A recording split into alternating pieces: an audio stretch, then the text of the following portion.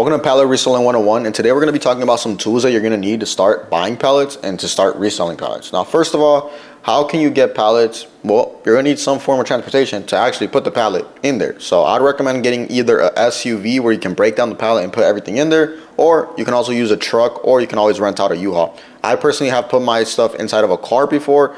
It was very, very tight and it barely fit, but it is possible as well. But just, know that you're going to need something to actually haul this stuff around, because some of the products can get really big and you need to have that space.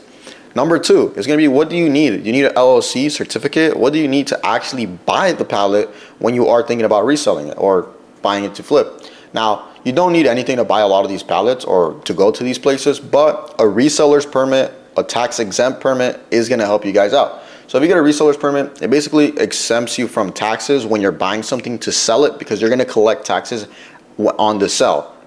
For example, so instead of paying, let's say you buy a pallet for $1,000 and then paying that 8% tax or 10% tax or whatever tax they're going to pay, you won't pay that tax up front, because you're going to pay the tax, they're going to pay the sales tax at the very end when you actually get the sell.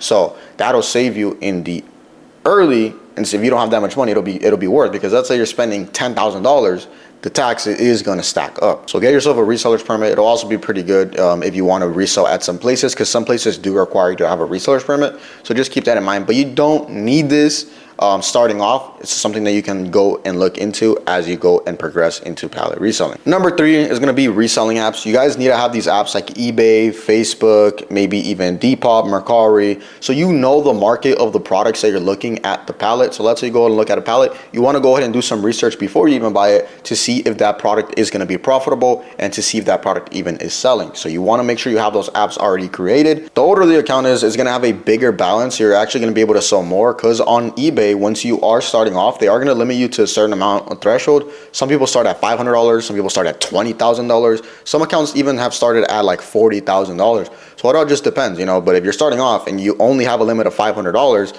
and you bought a pallet for $3,000, you're not going to be able to list all of that on eBay. So you want to make that account as soon as possible and start listing random things around your house, so your account already starts getting, some traction and starts getting that history. So you can always call up eBay and be like, yo, can I get an increase in my sales or an increase in my budget or whatever you want to call it, and then they'll go ahead and work with you. But yeah, other than that, if you guys have any other questions, make sure you guys leave them down in the comments, and we'll go ahead and make some videos on more pallet reselling, because a lot of you guys actually are interested and want to get into it. And like I said, the Discord is in my bio for those of you guys that are very, very serious.